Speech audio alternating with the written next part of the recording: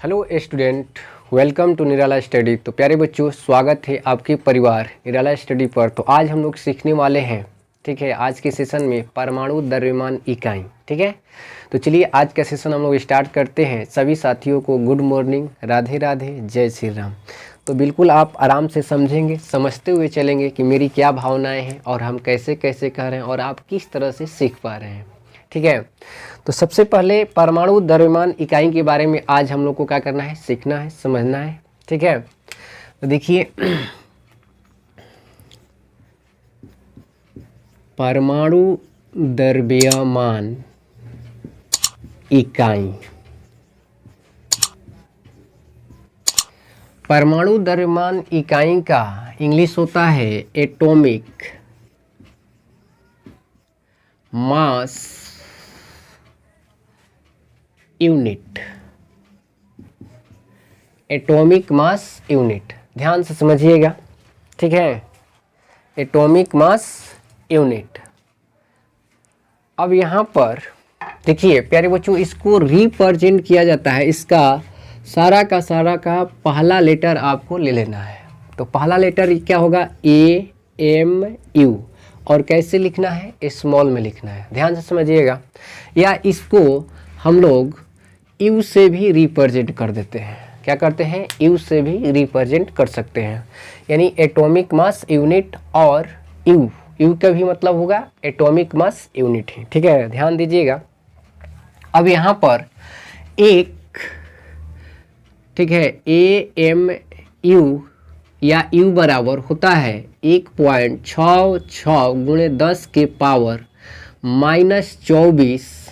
ध्यान दीजिएगा, माइनस कितना होता है, 24 ग्राम होता है।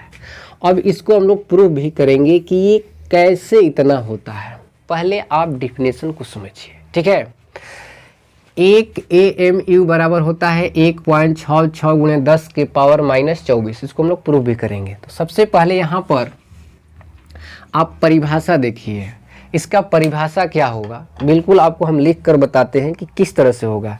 देखिए, कार्बन 12 समस्थानिक, समस्थानिक तो जानते ही हैं, जिसका परमाणु द्रव्यमान क्या हो, भिन्न भिन्न हो, और परमाणु संख्या क्या हो, समान हो, उसे क्या कहते हैं, समस्थानिक कहते हैं। समस्थानिक का मतलब द्रव्यमान क्या होगा, भिन्न भिन्न होगा और परमाणु संख्या समान रहेगा। ठीक है, तो कार्बन 12 समस्थानिक के 12 भाग को क्या कहते हैं, परमाणु द्रव्यमान इकाई कहते हैं। परमाणु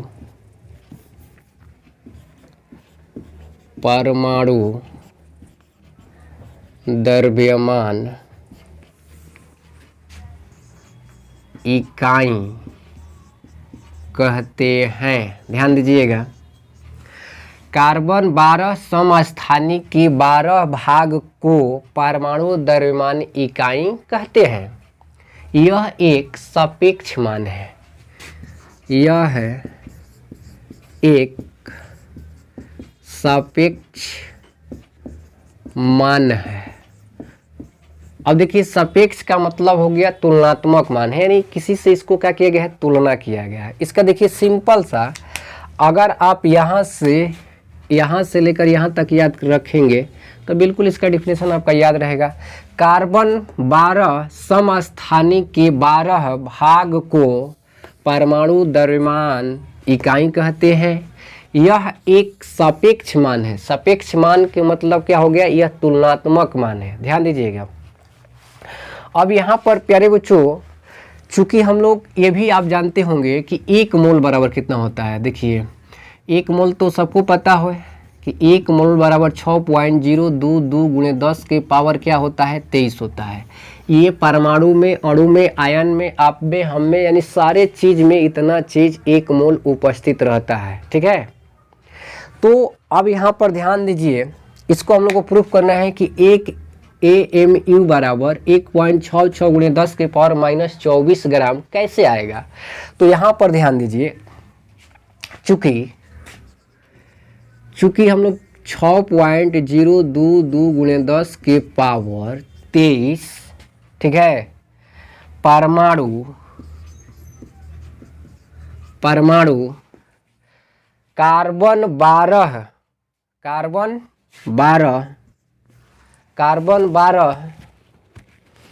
समस्थानिक, कार्बन 12 का समस्थानिक 12 ग्राम है। ध्यान दीजिएगा, यह हम लोग लिख सकते हैं कि 1 मोल कार्बन 12 में उपस्थित है। क्या है? उपस्थित है। 6.022 गुणे 10 के पावर 23 परमाणु कार्बन 12 का समस्थानिक 12 ग्राम। तो ध्यान दीजिए यहाँ पर इतना मोल परमाणु, ठीक है, कार्बन का समस्थानिक 12 ग्राम है। ठीक है, तो अब यहाँ पर क्या करेंगे, 1 ग्राम का हम लोग वैल्यू निकाल लेंगे। ध्यान दीजिएगा, तो 1 ग्राम का अगर आप वैल्यू निकालिएगा, यानी कहने का मतलब ये 12 ग्राम में 1 मोल उपस्थित रहता है, या इतना में 12 ग्राम क्या होता है, उपस्थित रहता है। ध्यान से सुनिएगा, थोड़ा सा ये आपको अजब लाइन लग रहा होगा, लेकिन अजब नहीं है। कहने का मतलब कि कार्बन 12 में, ठीक है, 12 ग्राम में 1 मोल उपस्थित है, या 1 मोल में कार्बन जो है 12 ग्राम है। ठीक है, तो 1 ग्राम का वैल्यू हम लोग निकालते हैं। ध्यान दीजिएगा, तो इसलिए 1 ग्राम का अगर आप वैल्यू निकालिएगा तो देखिए क्या हो जाएगा, यहाँ पर 12 बटा में 6.022 गुणे 10 के पावर कितना हो जाएगा, 23 हो जाएगा। इन होगा 1 ग्राम का निकाल रहे हैं हम लोग। ये 12 ग्राम में 1 मोल होता है, तो 1 ग्राम का जब वैल्यू निकालेंगे तो 12 बटा में कितना हो जाएगा, इतना हो जाएगा। ध्यान दीजिएगा, अब यहाँ पर हम लोग को निकालना है क्या, 1 AMU का वैल्यू निकालना है। तो ध्यान दीजिएगा, 12 बटा में 6.022 गुणे 10 के पावर क्या, 23, गुणे 1 AMU का मतलब होता है 12वां भाग, यानी 1 बटा कितना, 12। 1 बटा कितना हो जाएगा, 12 हो जाएगा। तो यहाँ पर हो जाएगा 1 बटा 12। ध्यान दीजिएगा, 1 बटा कितना हो जाएगा, 12। अब 1 बटा 12 होगा तो यहाँ पर 12 से 12 क्या हो जाएगा, कट जाएगा। कट जाएगा तो ध्यान दीजिए क्या हो जाएगा, 1 बटा में 6.022 गुणे, अब ये 10 के पावर जो नीचे था इसको क्या कीजिए, ऊपर ले जाइए, तो ये क्या हो जाएगा, 10 के पावर -23। ध्यान दीजिएगा, अब 1 में भाग देना है कितना से, 6.022 से। तो जब भाग दीजिएगा ना तो ये आपका आ जाएगा 0.166 गुणे 10 के पावर कितना है जी, -23। -23 कैसे हुआ, ये नीचे से ऊपर गया, तो अगर नीचे प्लस में है तो ऊपर जाएगा तो माइनस में हो जाएगा। बिल्कुल ये आप लोग जानते हैं। ध्यान दीजिएगा, अब इसको ये दशमलव को इधर ले जाइए, तो 1.66 गुणे 10 के पावर माइनस कितना हो जाएगा, 24 ग्राम। यही हम लोग को क्या करना था, प्रूफ करना था। ध्यान दीजिएगा, अब ये दशमलव को हम लोग किधर ले गए हैं, लेफ्ट की तरफ ले गए हैं ना, सॉरी राइट की तरफ ले गए हैं। तो राइट की तरफ अगर दशमलव लेकर गए हैं तो ऑलरेडी पहले कितना था, 23 था ना, तो 1 दशमलव के बाद 1 स्थान के बाद ले गए हैं किधर, राइट में। तो राइट में जितना जाता है उतना क्या होता है, माइनस होता है। आप भी जानते हैं, बिल्कुल वैज्ञानिक संगठन में पढ़े हैं आप। तो 1 स्थान इधर ले गए तो -23 और -1 कितना हो गया, -24। माइनस कितना हो गया, 24। ये क्या हो गया, ग्राम में वैल्यू है। तो अब देखिए बिल्कुल सिंपल से आपको एक बार फिर से समझा दें। परमाणु द्रव्यमान इकाई जो है इसको इंग्लिश में क्या बोलते हैं, एटॉमिक मास यूनिट बोलते हैं। इसे AMU या U से रिप्रेजेंट करते हैं। ध्यान दीजिएगा, अब एक AMU बराबर कितना होता है 1.66 गुणे 10 के पावर -24 ग्राम। कैसे होता है यहाँ पर आपको प्रूफ कर कर दिखा दिए। अब ये इसका परिभाषा जो है कार्बन 12 समस्थानिक के 12 भाग को परमाणु द्रव्यमान क्या कहते हैं, यानी 12वां भाग को क्या कहते हैं, परमाणु द्रव्यमान इकाई कहते हैं। यह एक सापेक्ष मान है। सापेक्ष मान के मतलब ये तुलनात्मक मान है। अगर मान लीजिए किसी से तुलना कीजिएगा, ठीक है, तो क्या होता है, दुख का कारण बनता है। इसलिए किसी से तुलना नहीं करना है लाइफ में। सब इस लाइफ में क्या है, ब्रांड है। सब कुछ ना कुछ यहाँ पर आया है कुछ करने के लिए ही। तो इसलिए किसी से कभी तुलना मत कीजिए। जब तुलना आप नहीं कीजिएगा ना तो आपको कोई कष्ट होगा ही नहीं। तो ये, लेकिन यहाँ पर ये क्या है, यह एक सापेक्ष मान है, तुलनात्मक मान है, ध्यान दीजिएगा। चूंकि हम लोग जानते हैं कि 1 मोल में कार्बन 12 ग्राम है, क्योंकि कार्बन का कितना होता है, परमाणु द्रव्यमान 12 होता है, ध्यान दीजिएगा 12 ग्राम होता है, या 12 ग्राम कार्बन में 1 मोल उपस्थित होता है, ठीक है। अब इसमें आपको करना क्या है, 1 ग्राम का वैल्यू निकालिएगा तो 12 बटा में इतना हो जाएगा 1 मोल का मान।